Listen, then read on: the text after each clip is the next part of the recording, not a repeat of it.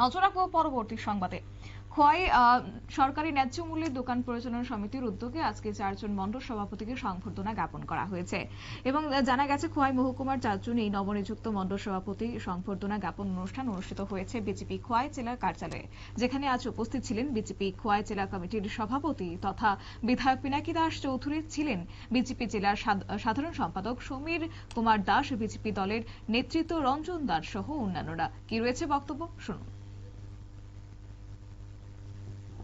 মূলত আমাদের সরকারি ন্যায্য মূল্যের দোকান পরিচালন সমিতি খোয়াই মহকুমা কমিটির উদ্যোগে ভারতীয় জনতা পার্টির সারা রাজ্যব্যাপী যে নবনির্বাচিত মণ্ডল সভাপতিরা নির্বাচিত হয়েছেন, আমাদের খোয়াই মহকুমার অন্তর্গত 4 জন খোয়াই, কল্যাণপুর, আসারামবাড়ি এবং রামচন্দ্রঘাট এই 4টি মণ্ডলের নবনির্বাচিত সম্মানিত মণ্ডল সভাপতিদের সমিতির উদ্যোগে আমরা আজকে সংবর্ধনা দিতে চলেছি।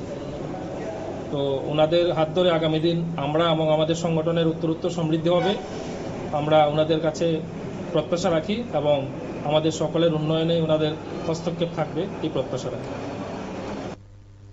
আপনারা শুনলেন তাদের বক্তব্য। সরকারি ন্যায্য মূল্যের দোকান পরিচালনা সমিতির উদ্যোগে আজকে খোয়াই এবং রামচন্দ্রঘাট পাশাপাশি কল্যাণপুর সহ মোট 4 জন নবনিযুক্ত মণ্ডল সভাপতিদেরকে সংবর্ধনা জ্ঞাপন করা হয়েছে এবং যেখানে আজকে উপস্থিত ছিলেন খোয়াই জেলা কমিটির সভাপতি অর্থাৎ বিধায়ক পিনাকি দাস চৌধুরী এবং বিজেপি জেলা সাধারণ সম্পাদক সমীর কুমার দাস এবং বিজেপির দলের অন্যান্য নেতৃত্বরাও আজকে এই সংবর্ধনা জ্ঞাপন অনুষ্ঠানে উপস্থিতি লক্ষ্য করা গেছে।